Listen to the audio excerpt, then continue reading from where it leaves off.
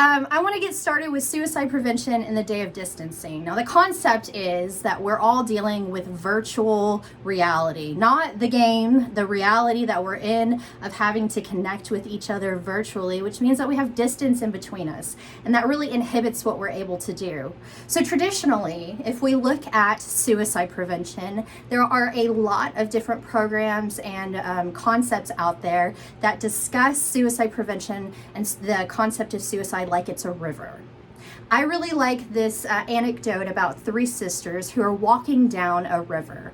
And as they're walking beside the river, the oldest sister looks over and she notices that there are people who have fallen into the river and are drowning. And so she immediately jumps in and she starts to try and pull these people out of the river and resuscitate them, right? And she's wasting so much energy and she's going back and forth and trying to help all of these people. And the middle sister thinks, well, they had to have come from somewhere. And so she looks up at the top of the waterfall and sees that there are actually people in the waterfall, right around the waterfall, who are doing everything that they can to swim, but don't necessarily know how. So she jumps in and she starts trying to teach them how to swim. And here she is exerting all of this energy on these people who are struggling, right? And then the youngest sister thinks, okay, well, the middle sister was right. There are people that are ahead of this, so where does this start? And she follows the river all the way back until she comes to a village. And when she gets to the village, she realizes that there are no signs. There are no warning signs telling people not to fall into the river and that it's dangerous. There's no information educating them whatsoever, and it's so important to be able to educate people around this.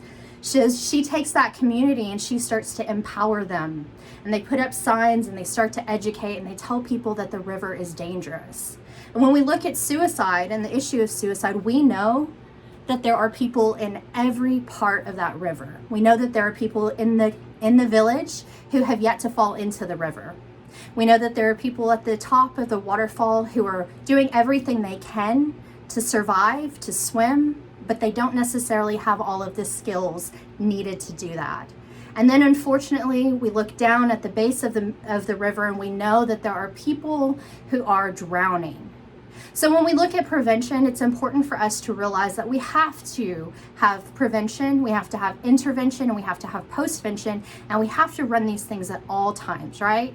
This is traditional information. All of you are familiar with this concept of education and warning signs and messaging and all of these things, right?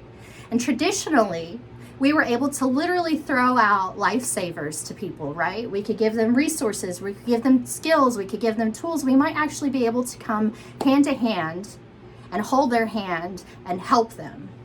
But now we're dealing with something very different because of the pandemic, and we're dealing with virtual connections. But another unforeseen thing that's happened is our reach has expanded. Here we are on a conference that spans the entire United States, right? And now we have connections and introductions with other individuals that we might have not known before. So it's really important that we shift the way that we have thought about prevention so that we can be progressive and innovative in these changing times. And we start thinking about the lighthouse, right? The lighthouse is there during the storm, during the dark. It's there as a guide, and it's ever standing. It's always permanent, and you can always count on it.